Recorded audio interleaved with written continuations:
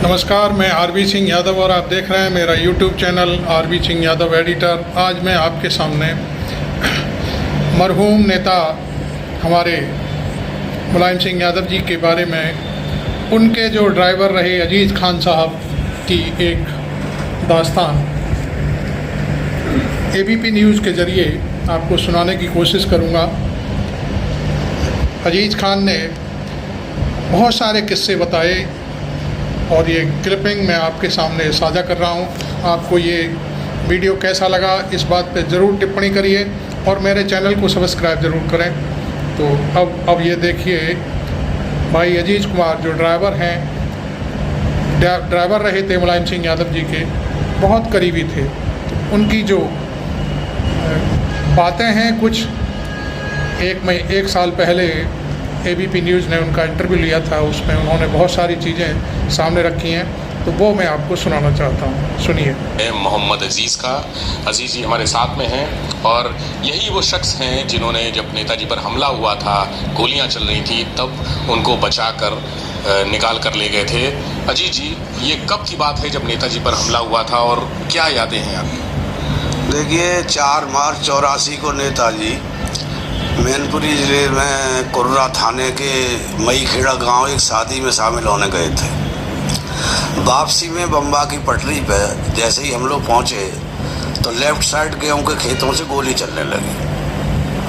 करेल के नेत्रपाल थे, वो पायलट के बहुत शौकीन थे, तो आगे चल रहे थे। हमने मना भी किया था कि नेताजी को स्लो भीलिया हो जाता है, धूल उड़ती है, वो माने नहीं। तो गोली जब चली तो नेत्रपाल के जांग में 4 गोली लगी। इत्तेफाक से मोटरसाइकिल पर एक प्राइमरी स्कूल के छोटे लाल यादव मास्टर भी बैठे थे। उनकी 30 कार्बाइन बदमाश छीन के ले गए और उन्हें गोली गर्दन में मार दी, तो वो वहीं ख़त्म हो गई। गाड़ी में गोली लग रही थी, लेकिन कुछ ऊपर वाले की कृपा रही कि रेंज दूर थी तो पार नहीं हो पा रही थी। अब हमारे साथ जो शैडो थे श्री राम, उन पर रिवाल्वर थी और कम असला, मतलब कम कारतूस थे। बदमाशों में कितना था हमें जानकारी नहीं।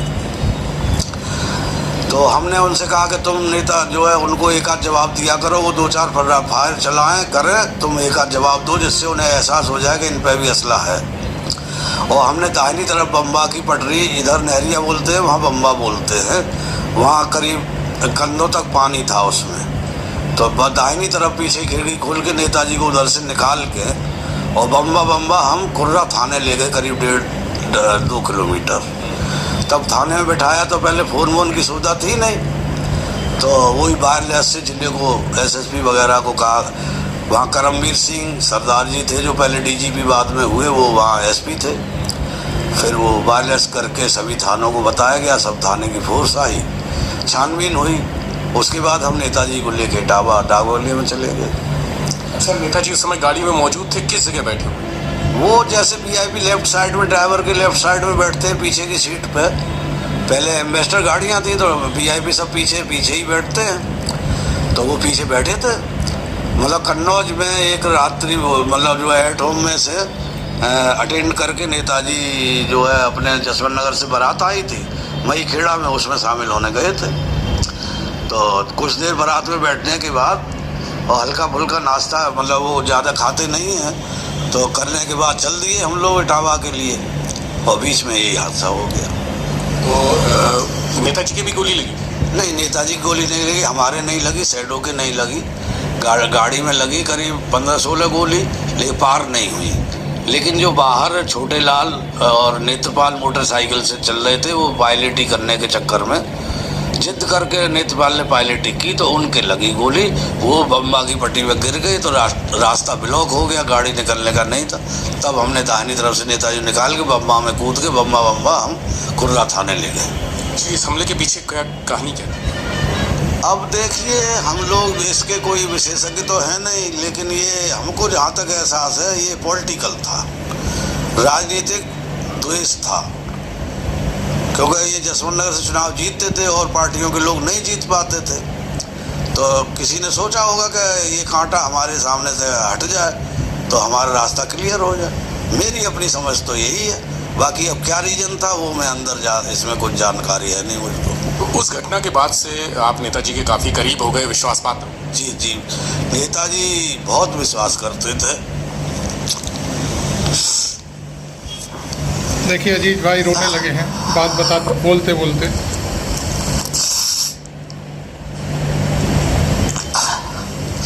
भावुक होना स्वाभाविक नेचुरल नेताजी है, आज भावुक हो गए हैं वो। नहीं रहे और जो भी छोड़ के चले गए। अब तो याद ही रह गई हैं और भगवान से ही प्रार्थना है कि उनकी आत्मा को शांति मिले और परिवार को ये सदमा बर्दाश्त करने की हिम्मत मिले। और इसके अलावा क्या बचा है? इतने सरल स्वभाव के गरीबों के मसीहा थे। अरे तो मौका दे कभी भी मैं कह देता था खाना खा लीजिए, घर पे आ जाते थे बच्चों के बीच में, कभी ऊंच नीच छोटा बड़ा। आपकी हर तरह से मदद की उन्होंने। हाँ, जो कुछ है हम आज उन्हीं की बदौलत हैं। हमारे पास तो क्या था, हर समय वो हमारी मदद करते थे और हमारे जैसे लाखों लोग भी मदद करते थे। कभी सो नहीं करते थे, अंदर अंदर मदद कर देते थे। बेटी की आपकी शादी होने वाली थी तब? हाँ, बेटी की शादी हुई थी तो मैं जिद कर गया, मैं कहा तारीख आप बताइए क्योंकि आपको शादी में रहना है, अगर आप नहीं आएंगे तो मैं बारात लौटा दूंगा, शादी नहीं करूंगा। नाराज हो गए, कहने लगे क्या बेवकूफ़ ही बात करते हो। मैंने कहा आप डेट बताओ। बोले कि भाई आपके यहाँ मौलाना वगैरह तारीख रख। मैं कहा आप मौलाना, पंडित, वाहे गुरु और पादरी सब आप ही हैं, आप जो डेट देंगे उसी में होगी। तो उन्होंने 22 फरवरी 2003 की डेट दी। दिन में शादी थी, 12 बजे बारात आनी थी। अब इत्तेफाक ऐसा हो गया कि राजनाथ सिंह जी ने जो है हैदरगढ़ से रिजाइन कर दिया, वहाँ उपचुनाव घोषित हो गया। अब नेताजी ने अरविंद सिंह गोप को लड़ाया। अब मेरे यहाँ दिन में शादी थी और 26 फरवरी को वोटिंग थी और 22 की शादी थी। नेताजी की 4 सभाएं लगी थी। मैं गया, नेताजी को जानकारी हुई तो उन्होंने कहा कि जगजीवन से कहा कि वहाँ की मेरी मीटिंगें कैंसिल करा दो या सिप्पाल से बात कर लो, उन्हें भेज दो, मैं जो है अजीज की लड़की की शादी में जाऊंगा। तो मीटिंग कैंसिल हो गई। फिर वो आए शादी में, करीब 1.5 घंटा बारात में रहे और मैंने कहा कि हमारे यहाँ जयमाला नहीं होती है, लड़की यहाँ आएगी नहीं, उसे आशीर्वाद देना है तो घर पे चलिए। तो तुरंत जो तैयार हो गए, घर आ गए। तो नाते रिश्तेदार सब थे ही, तो वो सब टीवी में देखते थे, अखबार में उनका फोटो देखते थे, तो सब फोटो खिंचाने में लग गए, वीडियो रील बनती रही। वो 1-1.5 घंटा बैठे रहे। हाँ, यही सोफा मेरे पीछे, यही सोफा था, सोफा पे बैठे रहे और सभी के साथ फोटो खिंचवाते रहे, बातें करते रहे। ये ऐसा स्वभाव था उनका। हर जगह जाते थे वो, अपने जितने भी करीबी हैं, अजीज हैं लोग, जो भी उनको बुला ले वहीं चले। मैं तो गाड़ी चलाता था, देखता था किसी को, मने गरीब के घर ज़्यादा जाते थे। जसवंत नगर जाते थे, अगर कोई बीमार दिख गया तो कहते थे अजीज इनका नाम लिख लो, पूछ लो क्या बीमारी है। तो लखनऊ से दवा यहाँ से ले जाके जब जाते थे तो वहाँ दवा बंटवाते थे। अब उनके जैसा इंसान। अच्छा, आप तो एक सरकारी गाड़ी के ड्राइवर थे, लेकिन भरोसा वो आप पे इतना करते थे कि बड़े बड़े IAS, प्रमुख सचिव, अपर मुख्य सचिव, सबसे फोन आप ही को कराते थे। ऐसा था, PA भी होते थे, लेकिन उनकी लकब आ गई, ऐसा उनको पड़ गया था कि कोठी पे मैं ड्राइवरी के नाते गाड़ी पे नहीं रहता। जब वो ऊपर होते थे तो ऊपर चला जाता था, वो जिस कमरे में होते थे किनारे खड़ा हो जाता था। तो वो किसी काम के लिए भी, अरे अजीज वो कर लो, अरे अजीज फलाने को बुलाओ। और पहले जो है मोबाइल तो थे नहीं, वो वैसे फ़ोन थे जो घुमा घुमा के, तो वो कहते फलाने सचिव को मिला दो फ़ोन, फलाने उसको मिला दो फ़ोन। इतना अटूट विश्वास। पैसा कभी नहीं रखते थे, थैली मिल रही है 51,000 की मिल रही है, 1 लाख की मिल रही है, वो सब बेहद विश्वास करते थे। अब क्या बताएं, विधि का विधान है। यही तो इंसान हार गया है। बड़े साहसी और निडर भी। साहसी निडर ऐसे थे कि इंदिरा जी के मरने पर जो कांड हुआ और दूसरे दिन सरदारों की कॉलोनी में कानपुर चले गए और वहाँ तय खानों में मकानों में जा रहे हैं, सरदारों से बात देख रहे हैं, चीख पुकार मची है और हम स्टाफ के लोग अंदर डर रहे हैं कि कहीं सरदारों को गुस्सा ना आ जाए, लेकिन नहीं, बहुत बेहद निडर थे। एक दफा कोई बात चली, विश्व हिंदू परिषद के लोगों ने धमकी दे दी कानपुर में मीटिंग नहीं करने देंगे। दूसरे दिन मीटिंग रख ली कानपुर में घंटाघर पे और बयान दे दिया कि मैं घंटाघर में मीटिंग कर रहा हूँ, रोक पाओ तो रोक लेना। बेहद हिम्मत, क्या होता है। आप एक किस्सा बता रहे थे फूलन देवी से जब आमना सामना हो। वो तो औरैया से जमुना पार कर रहे थे नाव से, तो वो इलाका चंबल बीहड़ है, तो एक कचहरी गांव में प्रधान की लड़की की शादी में जा रहे थे, तो नाव में वही कुछ डकैत थे, फूलन देवी का गिरोह था, उसी के साथ हमने जमुना पार की थी। लेकिन वो लोग अपना बैठे एक किनारे, दूसरी तरफ किनारे पे हम बैठे थे, कोई ऐसी बात नहीं हुई, वह चले गए पार करके। वही मतलब है कि हिम्मत थी उनमें, डरते नहीं थे और इंसाफ परस्त थे एकदम। अब दुनिया छोड़ के चले गए। कोई और स्मृति उनकी ऐसी जिसमें उन्होंने आउट ऑफ द वे जाके मदद की हो लोगों की, कोई बहुत भावनात्मक आपका कोई ऐसा स्मृति? अब भावनात्मक स्मृति तो एक किस्सा है, थोड़ा मुझे काफ़ी दिन पुराना है। जब मुख्यमंत्री बने तो एक पंडित जी थे, गरीब थे, कानपुर के थे, 3 बेटी थी उनकी। तो जब वो इटावा जाते थे तो मुलाकात उनकी होती थी। तो जब मुख्यमंत्री बने तो बहुत करीब थे, बेहद लड़की की शादी नहीं कर पा रहे थे। तो वो आए, बहुत से लोग नेताजी की कोठी में नहीं सिक्योरिटी जाने देती थी, तो वो अजीज के यहाँ चलो वो मिलवा देगा, तो हमारे यहाँ आ जाते थे। तो पंडित जी कहने लगे कि बिटिया की शादी नहीं कर पा रहे हैं, बिटिया की शादी के लिए कोई मदद हो कर दे नेताजी। तो मैं कहा अच्छा पंडित जी आप यहाँ रहो, हम बात करके बता। तो मैंने उनके कान में नेताजी को बताया, तो तीनों बेटी की शादी में उन्होंने मदद की, लेकिन बंद लिफाफा, हमें ये नहीं पता क्या दिया, ले पंडित जी खुश रहे, शादी कर दी उन्होंने, बेटियों की शादी कर दी। तो उनके अंदर बहुत ही ये भावना थी कि गरीबों की जितनी मदद कर सके उतनी की जाए। बड़े कड़े फैसले लेने में भी वो उनका नाम होता है कि बहुत कठोर फैसले लेते थे, किसी की चिंता नहीं करते थे। नहीं, ये नहीं डरते थे। कभी कभी रामशरण दास जी, जनेश्वर मिश्र जी, बेनी प्रसाद वर्मा, आजम खां पार्टी में ये बैठ के कोई निर्णय लेते थे पार्टी स्तर पर।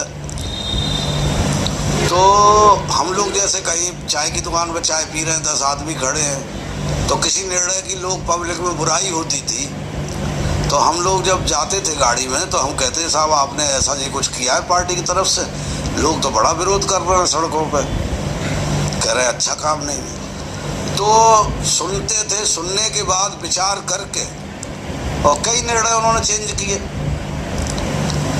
तो वो अगर हमने कोई बात कह दी, चपरासी ने कोई बात कह दी, सेठों ने कोई बात कह दी, तो गंभीरता सोचते थे कि ये बात क्यों कह रहा है, ये नहीं कि डांट दिए कि चलो हटो, जैसे आजकल लोग कर देते हैं चलो हटो, तुम्हें क्या मतलब है इससे। वो चीज़ उनमें नहीं थी, सुनते थे और उस पर विचार करते थे, अगर चेंज होने लायक होता था तो करते थे। ऊंच नीच और भेदभाव को उन्होंने कभी नहीं माना। आप लोग ड्राइवर और इतने छोटे कर्मचारी रहे, लेकिन आपके घर में वो खाना खाने आते थे? मेरे घर में क्या, मैं किस्सा क्या है कि हम लोग जो है मैनपुरी गए, डागोगले में थे, तो इनकी पार्टी के एक रामेश्वर वाल्मीकि किसनी के MLA थे। विधायक जी ने कहा कि नेताजी नाश्ता घर पे कर लो, तो तुरंत तैयार हो गए। और जब तैयार हो गए तो अब वहाँ जो लोग थे वो हिचकने लगे, तो कहने लगे बेवकूफ़ क्या, वो भी तो इंसान है, इंसानियत नहीं है तुम में, चलेंगे नाश्ता करने। और वाल्मीकि के यहाँ सुबह 9 बजे पहुँच गए, तो 10-20 लोग साथ थे। तो वहाँ ऐसा लगा कि वाल्मीकि जी के यहाँ नाश्ता है, लेकिन वहाँ गए तो वाल्मीकि जी ने सब होटल की व्यवस्था, बेटर होटल के थे, वहीं से नाश्ता सब मंगाया था, वो ही सर्व कर रहे थे, तो सबने वहाँ नाश्ता किया। मतलब उनमें ये नहीं था, वे तो उन्होंने किया वाल्मीकि जी ने, अगर वो अपने यहाँ से बना के देते तो भी वो नेताजी पीछे नहीं हटका जो है वो तैयार हो जाते। उनमें ऊंच नीच भेदभाव छुआछूत कुछ नहीं थी। हम उनके घर में किसी कमरे में चले जाते थे, नौकर नहीं है तो खाना पड़ोस के हम ही दे देते थे, उनको पानी दे देते थे, दवा दे देते थे। कभी उन्होंने ऐतराज़ ही नहीं किया, किसी ने नहीं किया उस परिवार में ऐतराज़। चाहे जिसका मतलब जो है, हम घर में किसी भी जगह हम घुस जाते थे, कोई रोक नहीं थी, उनमें कोई परहेज था।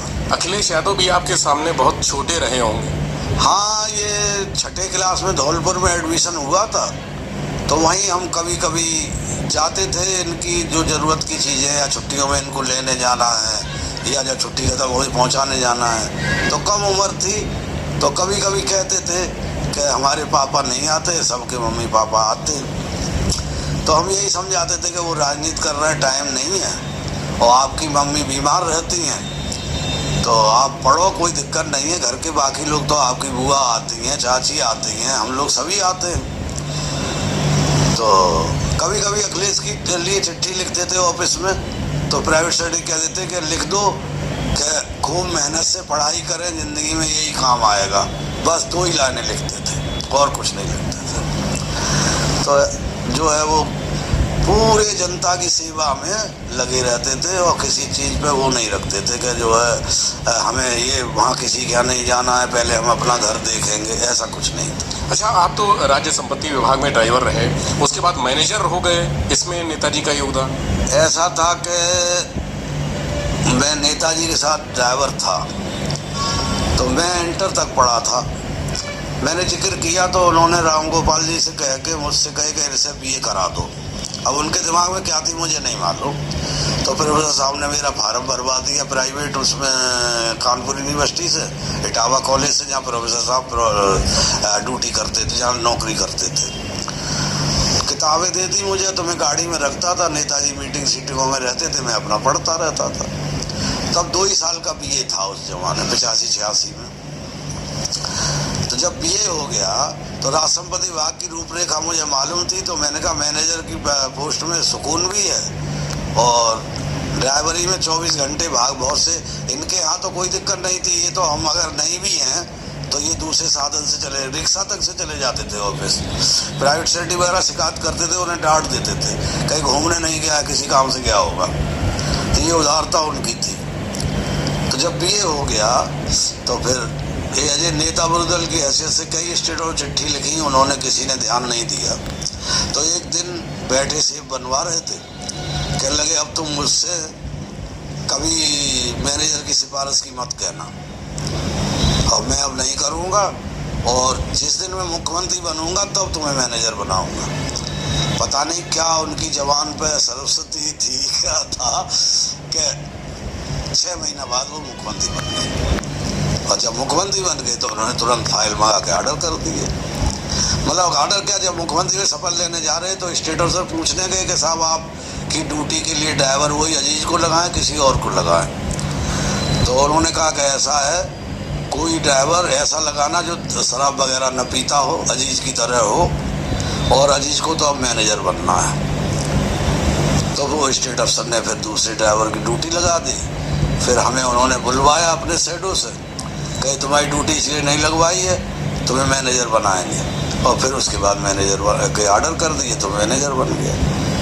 मैनेजर बनने के बाद इधर उधर मेरी ड्यूटी लगने लगी, तो समय समय में मैं अपना मिलने कभी चला जाता था, लेकिन कोई उनकी प्यार मोहब्बत में फ़र्क नहीं था। उसी तरह से मिलते थे। तो मोहम्मद अजीज़ साहब हैं, नेताजी अजीज़ लोगों में इनकी गिनती होती रही और लंबा समय इन्होंने नेताजी के साथ दिया। आज नेताजी नहीं हैं तो उसका गम भी इनके चेहरे पर साफ देखा जा सकता है। इनका ABP न्यूज़ के विवेक त्रिपाठी ने ये इंटरव्यू लिया। मैं भी निजी तौर पर श्री मुलायम सिंह यादव को अच्छे से जानता था, कई बारी मेरी मुलाकात हुई, मैं उनके साथ एक आध बार चुनाव में हेलीकॉप्टर से साथ रहा और तमाम चीज़ें मेरे भी जहन में हैं, लेकिन आज नेताजी नहीं हैं। ये जो वार्ता है, मैंने इसकी क्लिपिंग सुनी, फिर मैंने सोचा कि इसको सार्वजनिक किया जाए, तो मैंने अपने YouTube चैनल पर इसको ABP न्यूज़ के सौजन्य से आपको दिखाया है। आपको ये सब कैसा लगा आप ज़रूर बताएं और अपनी टिप्पणी ज़रूर करें। मेरे चैनल को सब्सक्राइब करें। उस वीडियो क्लिपिंग को, मेरे वीडियो को आप शेयर ज़रूर करें, लाइक करें और आम जनता तक पहुंचाने का प्रयास करें। Thank you very much. मैं RB सिंह यादव।